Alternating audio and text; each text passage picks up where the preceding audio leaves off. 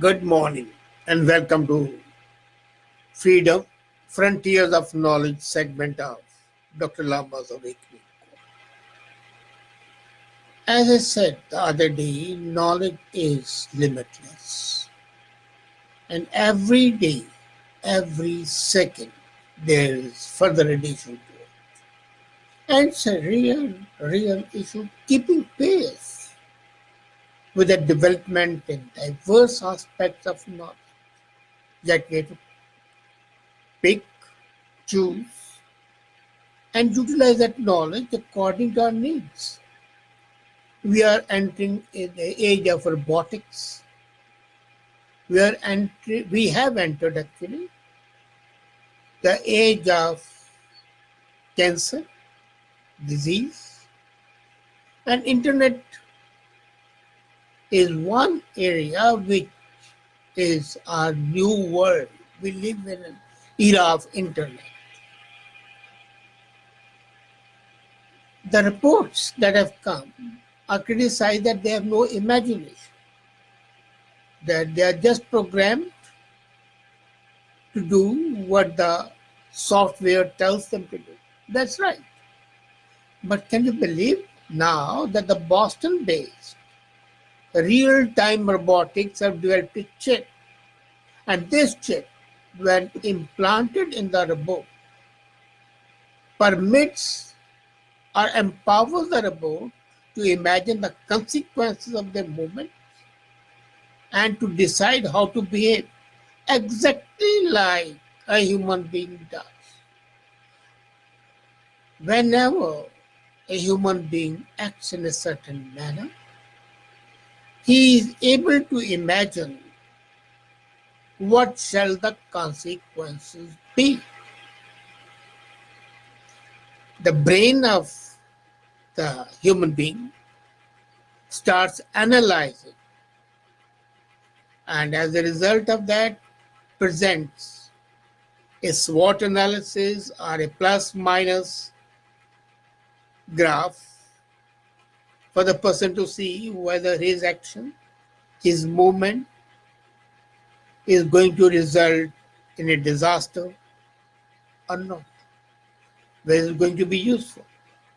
Now, this chip employs 3D sensors that give the robot a sense of surrounding, and it allows it to consider various options at one time and choose the best, safest action. Exactly like the man does, exactly like a woman would do, exactly like any capable person would do, weigh all the options and then take a decision. Now, this technology will be critical for the humans to interact safely with the robots, especially on a factory floor. It will also be very useful for self-driving cars because the vehicles would be able to imagine and respond in a sensible manner to rapidly shifting route conditions. This chip, while giving robots a sense of imagination, also has a downside. Are the human beings becoming useless agenda? How many human beings would be able to compete with these robots? Earlier we used to say they'll replace normal routine actions. Now being thinking human beings, thinking like human beings rather, are they not a replacement for the human beings themselves? Are we creating a Frankenstein who would be able to think faster, more dispassionately, more objectively than the human beings? And that may not be something really good, but the frontiers of knowledge have further advanced in making robots more human-like. And now, when we talk of that, Reports are one danger to some people, not to all. But cancer is a danger to all. And the University of Arkansas for the medical sciences has developed a laser now. It's again a new technology that can detect and kill skin cancer, melanoma cells in real time outside a patient's body. No, the laser would not touch the body at all. For the first time, possibly in the history of Medicare,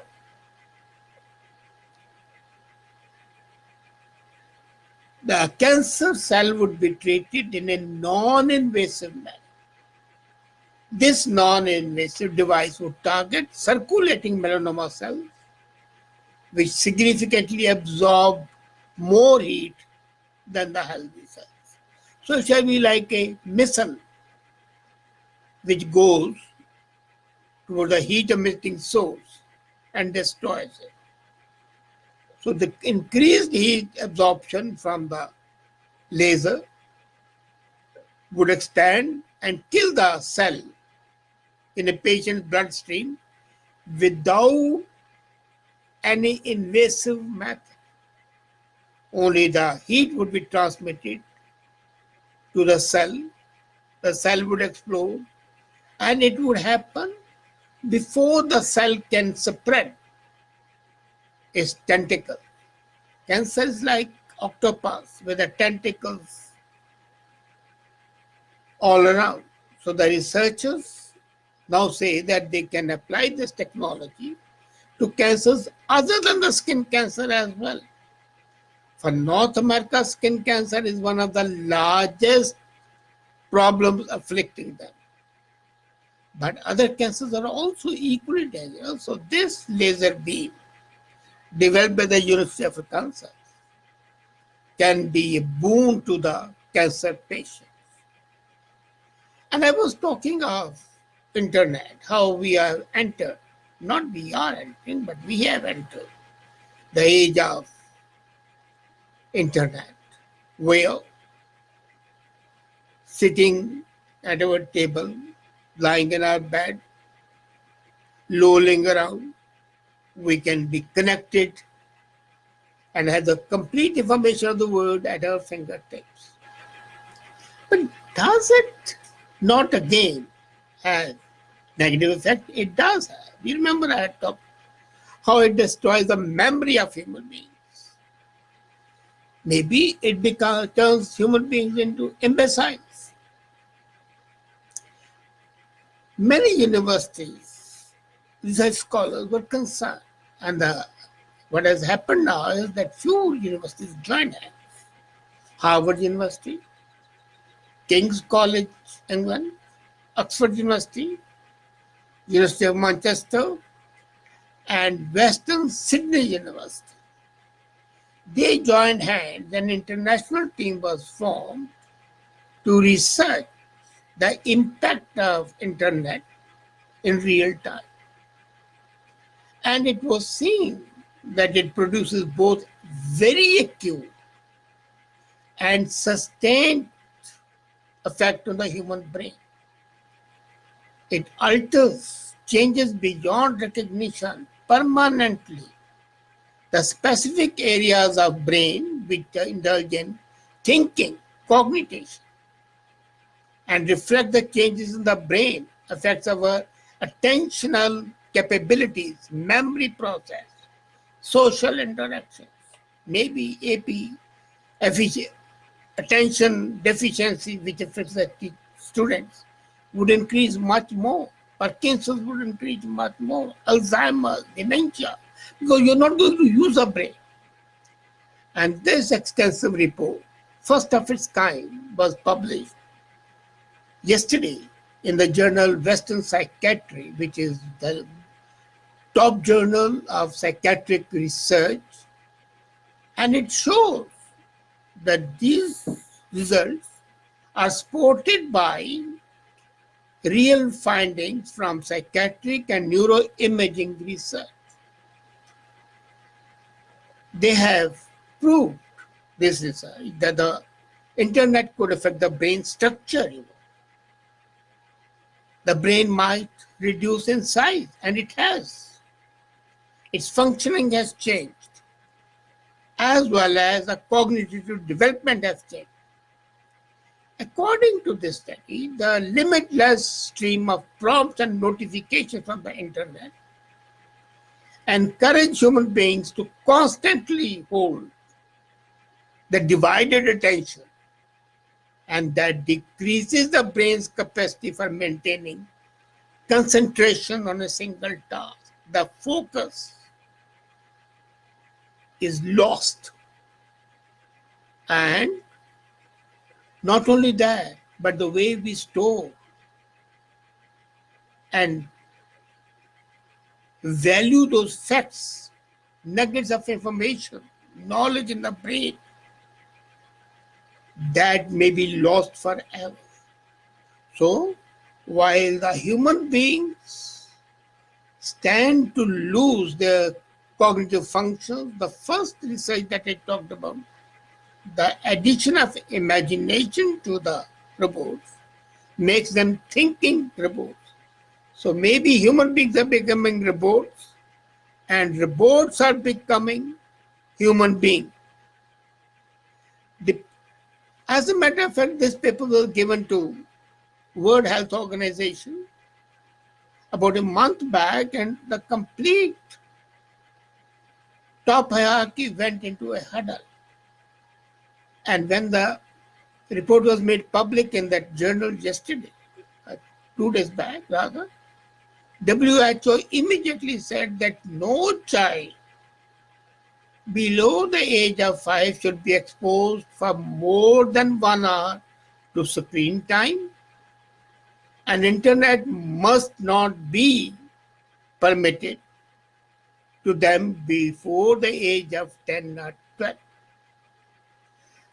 There are multitude of apps and software programs today available for internet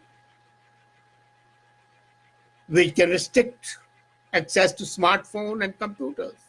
And it's the duty of the parents to ensure that those apps are utilized. What has happened is that the bombardment of stimuli via internet, resulting in divided attention, raises a lot of concern. The increasing risk of instant gratification of society is a danger. So while on one side, internet opens the floodgate of information, on the other side, it has the potential of making human beings imbeciles. And while we are talking about that, there's one thing which average man today is bothered about. And that is charging his telephone. So now engineers have created another laser that can charge your phone the same amount of time that a cable can. A narrow, invisible beam from a laser emits and delivers charge to your smartphone anywhere in the room, and it charges the battery as quickly as a USB cable would. This new charge further enhances the utilization of the smartphone with all its attendant harms and benefits. But nobody can deny that while internet, smartphone, laser technology, robotics are making a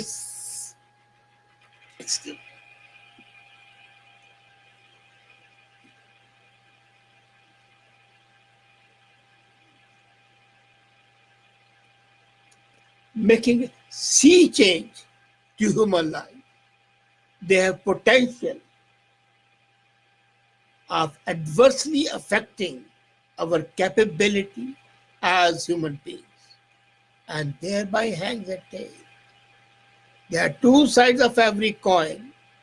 It's for us human beings to decide how far to go and utilize these advances to the best of our ability and to retain our sanity and our status as a thinking,